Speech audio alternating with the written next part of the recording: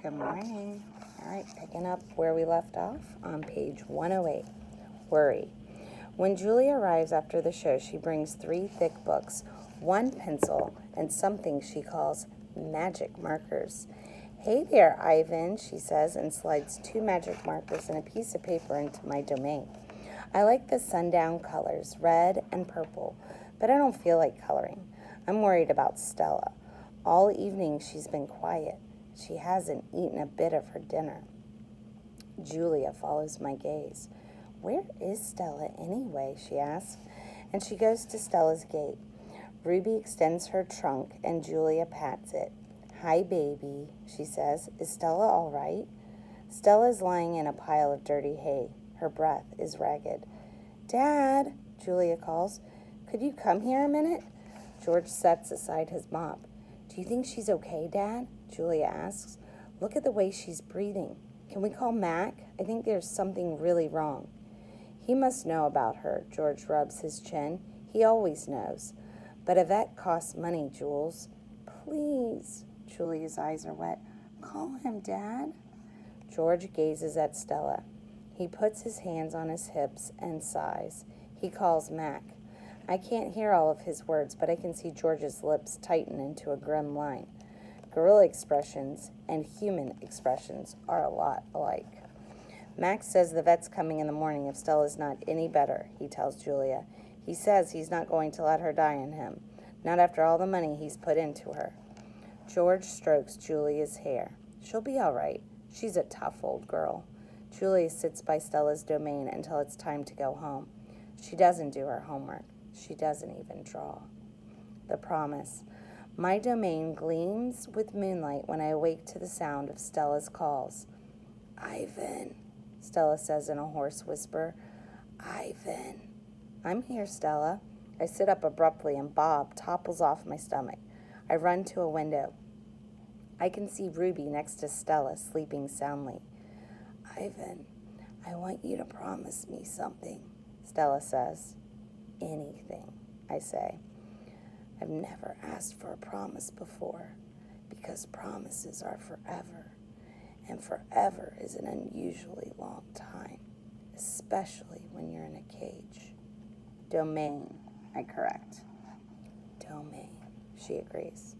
I straighten to my full height. I promise, Stella, I say in a voice like my father's. But you haven't even heard what I'm asking yet, she says, and she closes her eyes for a moment.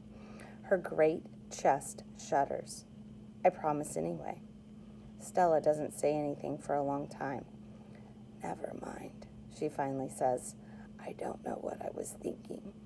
The pain is making me addled. Ruby stirs. Her trunk moves as if she is reaching for something that isn't there. When I say the words, they surprise me. You want me to take care of Ruby? Stella nods, a small gesture that makes her wince. If she could have a life that's different from mine. She needs a safe place, Ivan. Not here, I say. It would be easier to promise to stop eating, to stop breathing, to stop being a gorilla. I promise, Stella, I say. I promise it on my word as a silverback. Knowing. Before Mac, before Bob, even before Ruby, I know that Stella is gone. I know it the way you know that summer is over and winter is on its way. I just know. Stella once teased me that elephants are superior because they feel more joy and more grief than apes. Your gorilla hearts are made of ice, Ivan, she said, her eyes glittering. Ours are made of fire. Right now, I would give all the yogurt raisins in all the world for a heart made of ice. 5 men. Bob heard from a rat, a reliable sort, that they tossed Stella's body into a garbage truck. It took 5 men and a forklift. Comfort. All day I try to comfort Ruby. What can I say? That Stella had a good, happy life? That she lived as she was meant to live?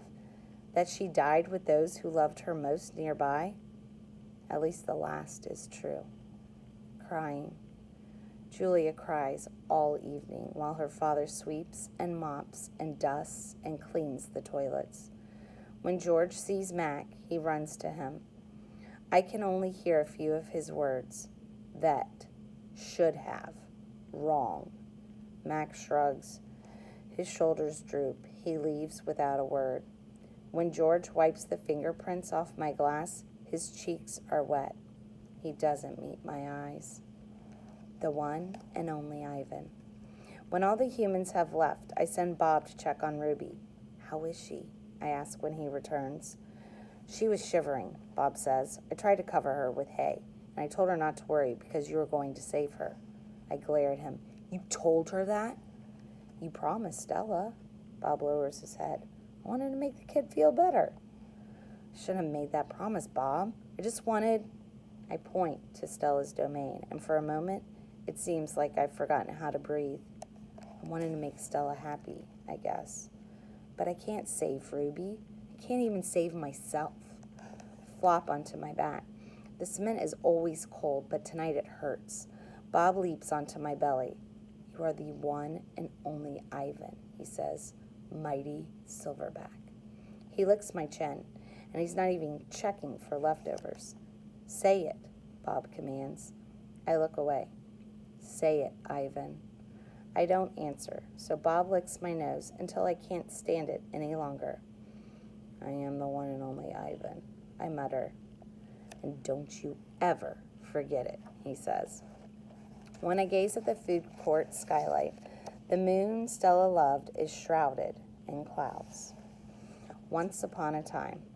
All night, Ruby moans and sniffles. I pace my domain. I didn't want to fall asleep in case she needs something. Ivan, Bob says gently, get some sleep. Please, for your sake. And for mine. Bob can't sleep unless he's on my stomach. I hear stirring. Ivan, Ruby calls. I rush to my window. Ruby, are you all right? I miss Aunt Stella, Ruby sobs. And I miss my mom and my sisters and my aunts and my cousins too. I know, I say, because it's all I can think of. Ruby sniffles. I can't sleep. Do you know any stories the way Aunt Stella did? Not really, I admit. Stories were Stella's specialty. Tell me a story about when you were little, Ruby pleads. She puts her trunk between the bars. Please, Ivan. I scratch the back of my head. I don't remember things, Ruby, I admit. It's true, Bob says, trying to be helpful. Ivan has a terrible memory. He's the opposite of an elephant. Ruby lets out a long, shivery breath. Oh, well, that's okay. Night, Ivan and Bob. I listen to Ruby's soft sobs for long, horrible minutes. Then I hear myself saying, once upon a time, there was a gorilla named Ivan, and slowly and deliberately, I try to remember. The grunt. I was born in a place humans call Central Africa, in a dense rainforest so beautiful no crayons could ever do it justice. Gorillas don't name their newborns right away the way humans do. We get to know our babies first. We wait to see hints of what might yet be. When they saw how much she loved to chase me around the forest, my parents decided on my twin sister's name, Tag. Oh, how I loved to play tag with my sister. She was nimble, but when I got too close, she would leap onto my unsuspecting father. Then I would join her, and we would bounce on that tolerant belly until he gave us the grunt, the rooting pig sound that meant enough. The game never got old, although my father might have disagreed. Mud. It didn't take long for my parents to find my name. All day long, every day, I made pictures. I drew on rocks and bark and my poor mother's back. I used the sap from leaves, I used the juice from fruit, but mostly I used mud. And that is what they called me, Mud. To a human, mud might not sound like much, but to me, it was everything. Protector. My family, which humans call a troop, was just like any other gorilla family. There were 10 of us, my father, the silverback, my mother and 3 other adult females, a juvenile male called a blackback, and 2 other young gorillas. Tag and I were the babies of the group. We squabbled now and then as families will, but my father knew how to keep us in line with a simple scowl. And for the most part, we were happy to do what we were meant to do, to feed and forage and nap and play. My father was a master at leading us to the ripest fruit for our morning feast and the finest branches for our night nests. He was everything a silverback is meant to be, a guide, a teacher, a protector. And nobody could chest beat like my father. A perfect life. Gorilla babies and elephant babies and human babies are not so different, except that a gorilla gets to spend the day riding on his mother's back like a cowboy on a horse. It's a pretty great system from the baby's point of view.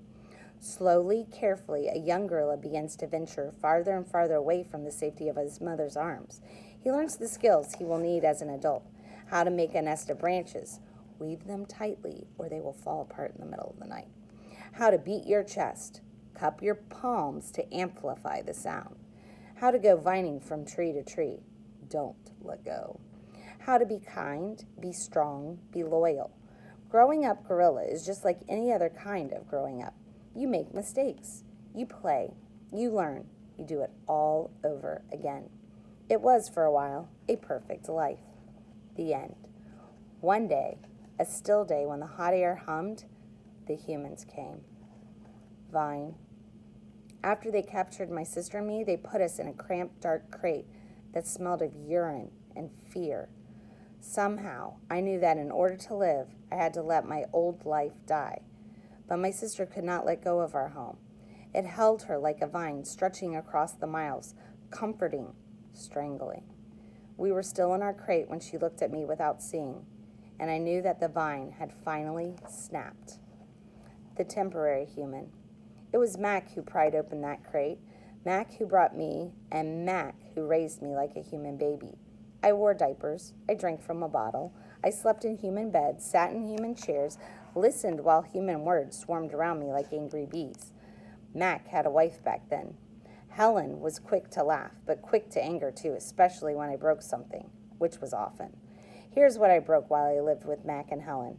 1 crib, 46 glasses, 7 lamps, 1 couch, 3 shower curtains, 3 shower curtain rods, 1 blender, 1 TV, 1 radio, 3 toes, my own. I broke the blender when I squeezed 2 tubes of toothpaste and a bottle of glue into it. I broke my toes attempting to swing from a lamp fixture on the ceiling. I broke 46 glasses. Well, it turns out there are many ways to break a glass. Every weekend, Mac and Helen took me in their convertible to a fast food restaurant where they ordered me French fries and a strawberry shake. Mac loved to see the expression on the cashier's face when he drove up and said, "Could I have some extra ketchup for my kid?" I went to baseball games, to the grocery store, to a movie theater, even to the circus. They didn't have a gorilla.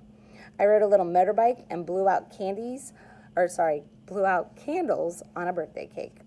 My life as a human was a glamorous one, although my parents, traditional sorts, would not have approved. And this is where we're going to stop.